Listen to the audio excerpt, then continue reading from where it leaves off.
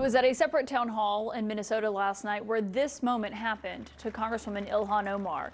She was speaking when a man charged her at the lectern, and forensic examiners have now determined with high probability, they say, that what was in that syringe that the man was holding was apple cider vinegar. The 55-year-old man has been charged with assault in the third degree, and I should note Capitol Police are also looking into pursuing potential federal charges against him tonight, which could include assaulting a member of Congress and impeding her from doing her official duties. The president, who last night in the hours before this attack had been criticizing the Congresswoman, was asked about it in an interview with ABC News, where he told them that he doesn't think about her and called her a fraud. As he said, quote, "She probably had herself sprayed knowing her." And Congresswoman Ilhan Omar joins me now, and I want to get to what the president said in a moment. But just first off, watching this last night, when this man charged you, you initially went after him and raised your fist. In that moment, that was your first reaction. What would have happened, do you think, if you had gotten to him before your security tackled him? Well, I'm fortunate I didn't get to him because I'd probably be catching charges as well. I mean, just that moment, that instinct. And I should note, we are so grateful that you're okay. Obviously, we checked in with you and your team last night. I know you were dealing with the aftermath of this. You continued your town hall. They wanted you to go get checked out. You said no, you wanted to finish speaking first. Why was that important for you?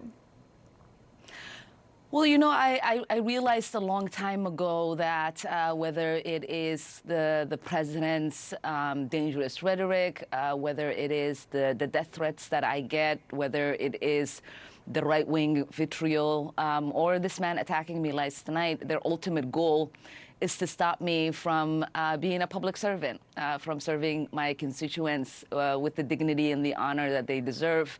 And last night, I was carrying out a promise I made to my constituents that I would hold a town hall every single month and be able to give them feedback on what I've been doing in Washington, D.C., and be able to answer their questions. And so it was really important for me in that moment to not allow this person intimidate me into running out of that room and canceling that town hall. My constituents deserve to have their congresswoman continue to do the work that they elected her to do, and that is my promise, and I will continue to do that. I mean, and you are someone, you and I have spoken about this before, you have faced a lot of threats. I mean, what was going through your mind in that moment? It must have been scary as well. Well, I initially thought that the person spit on me. I saw, you know, some liquids that landed on the podium and on some of the papers that I was reading my report from. And so, you know, it was a human reaction to want to do something to someone that is trying to degrade you in that kind of way, because I've never been able to back down to cowards who act in ways that are disgusting in society. Yeah, and it was disgusting and cowardly, obviously, and he is now facing charges, potentially federal charges from Capitol Police. And yeah, they're supposed to take him into federal custody tomorrow, so charges should be coming at some point tomorrow, is my understanding. Was he known to your team before this? Had he been on any kind of radar of y'all's or anything? No, I don't think any of us have had a personal interaction with him. He wasn't flagged in the system when you know, we'd asked our team to look to see. I don't think. It is not my belief, although we continue to dig into it, that he's attended a previous town hall of mine either. Okay. And as obviously we've seen his past political post and what he himself has said. I mentioned the president's response where he told ABC News just a few hours after this happened, she probably had herself sprayed knowing her. Before you respond, I do want to remind everyone that when President Trump was nearly assassinated, you responded and said, "We condemn acts of violence and pray for the victims, may calmness and decency prevail." And you said it was sad to hear the tragedy that had occurred. What went through your mind when you heard the president's response last night?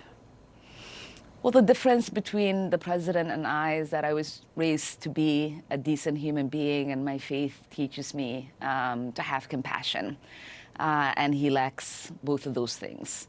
This is a president who presides over an administration that when they assassinated Renee Good, told us that she was a domestic terrorist that was trying to kill the federal agents. When they assassinated Alex Preddy, they told us that he was a domestic terrorist who burnished a weapon. None of those things are true. They are known to be liars. They have constantly told us not to believe in our eyes. Fortunately, both of those assassinations were caught on camera, and so was what happened to me last night, caught on camera. So when he claims it's staged, you say? Well, I mean, this is also somebody who was talking about me in his town hall in Iowa, and then seems to exhibit some sort of dementia when he says he doesn't think about me. Maybe it is time for us for the 25th Amendment to be invoked, because he certainly cannot remember what he said and has done an hour ago. He was just posting about you, truly 5 minutes ago, before we came on air. I was looking at Truth Social, and he had posted about you, and it reminded me of what he said when he announced that he was sending Tom Homan into Minneapolis. In that same post, he said, "The Justice Department and Congress are looking at Congresswoman Ilhan Omar, who left Somalia with nothing and is now reportedly worth more than $44 million. Time will tell all." Were you aware there is a DOJ investigation here? The New York Times says it started in part under the Biden Justice Department into your financial disclosure forms, or into your finances and campaign spending. But were you aware that this Justice Department is looking into you? No, but I'm not surprised. Over the years, there have been investigations with the FEC because people have filed complaints. So I wouldn't be surprised if that's what happened in this case. And clearly, that investigation hasn't moved on because they don't have evidence of wrongdoing.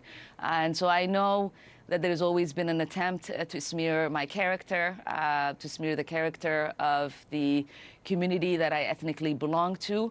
There's always this sort of sad reference to the fact that I'm a refugee. It seems like these people seem to have a problem with the fact that I am living the American dream. Yes, I was once a refugee. Yes, I did survive war. Yes, I did come to the United States when I was 12 years old, not speaking English.